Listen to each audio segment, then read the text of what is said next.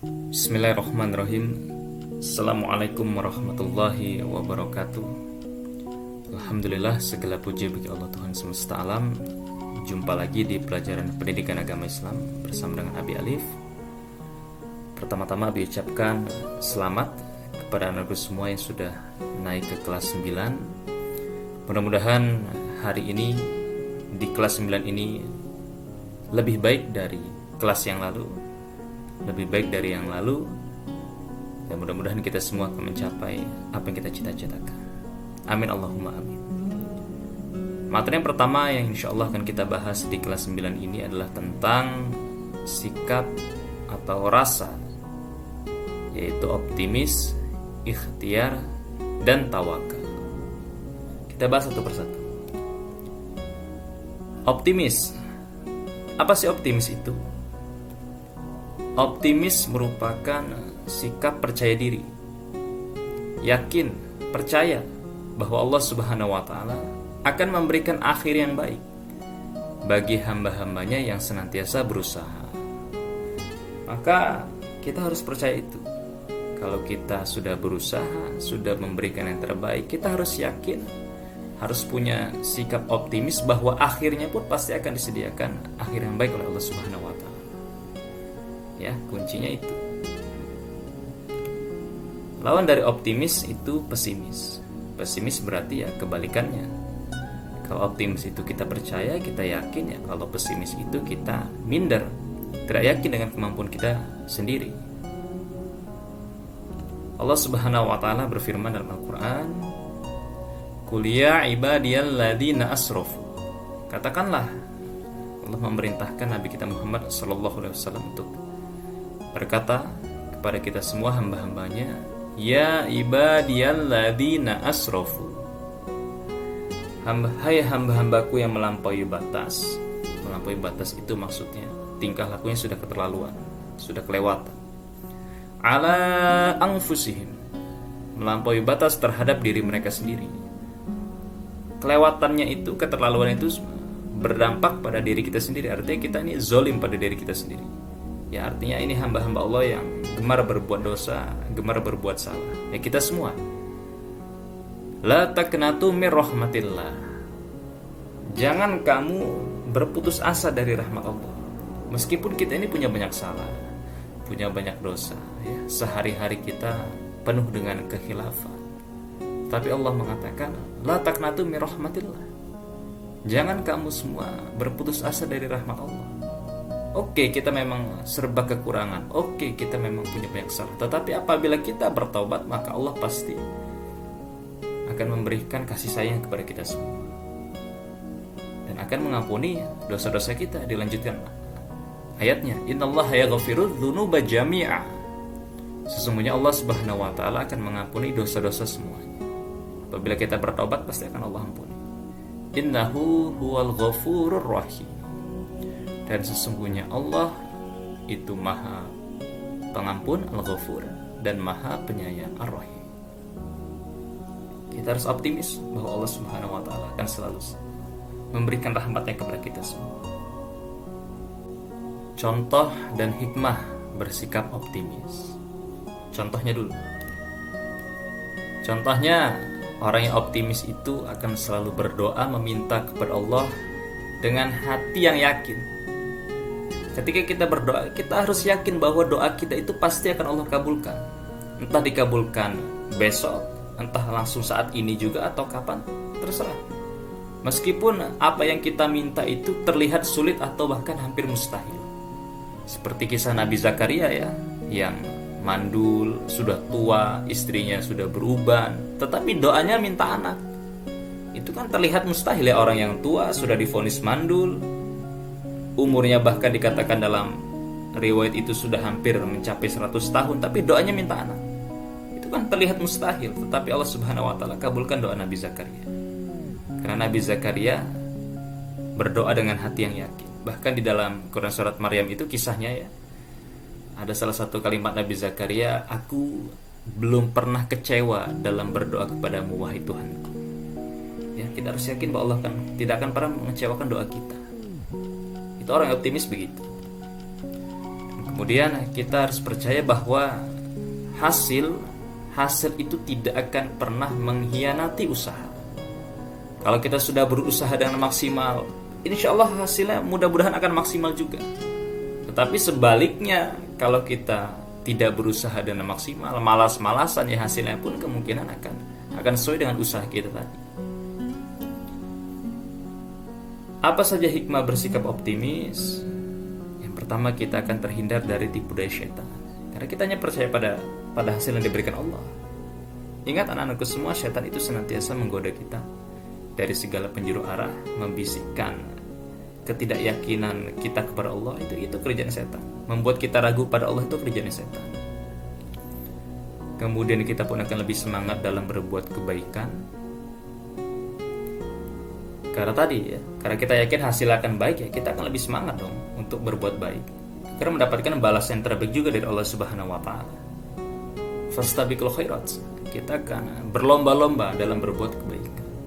Dan hidup kita akan tenang.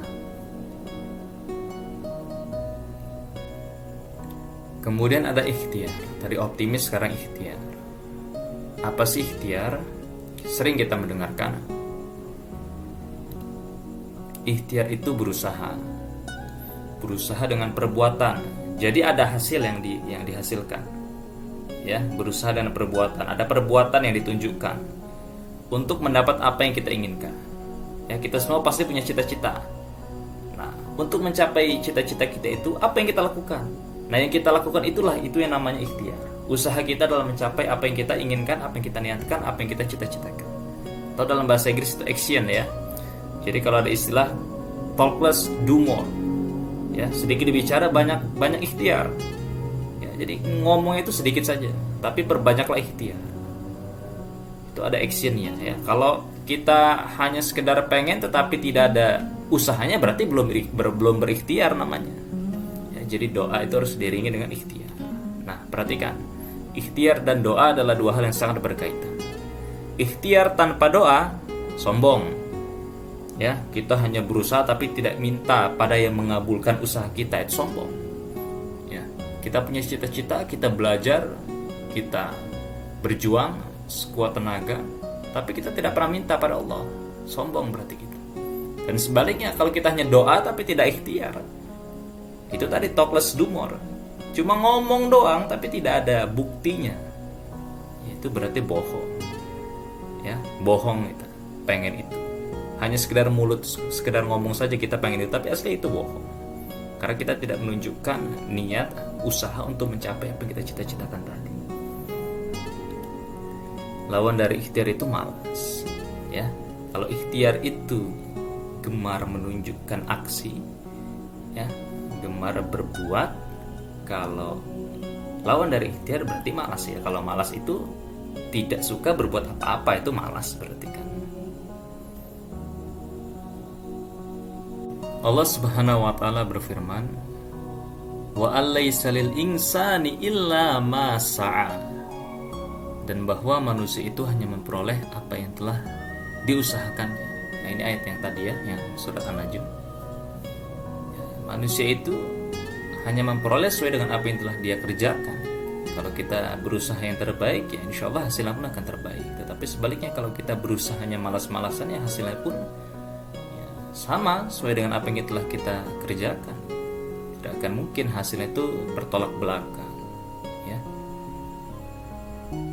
Wa anna sa'yahu saufa yura. Dan sesungguhnya usahanya itu kelak akan diperlihatkan kepadanya.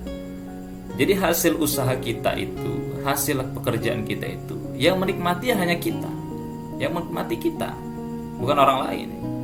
Kita sudah bekerja dengan giat, ya hasilnya pun akan kembali ke kita gitu.